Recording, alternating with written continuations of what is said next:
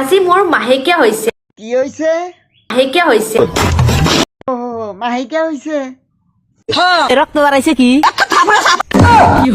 আরে দাদি খালি থাবর দিবার না মামনি নিজেই কইতাছে মাহেকিয়া হইছে ওটা কি বুঝি নাই ছোট বললাম জুদা আমি এই জন্য বুঝি না প্রভু যায় কও আপোনালোকৰ মাহেকীয়া হলে কি কি ৰীতি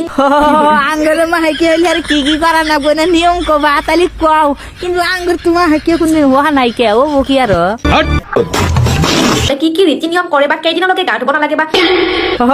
মাহেকিয়া হইলে আর কেইদিন মান গা ধোয়া না লাগে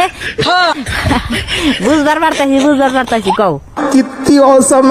আজি মই আপোনালোকৰ ওচৰত চিনাকি কৰাই দিব ওলাইছো। এই যে বৌদি গেদি মানুষ হাতে জানিছি নাকি করে দেও না নইলে গেলে আমার শরম করবো টেনশন नहीं लेने का আপু না আপোনালোকে চাব পাৰে এই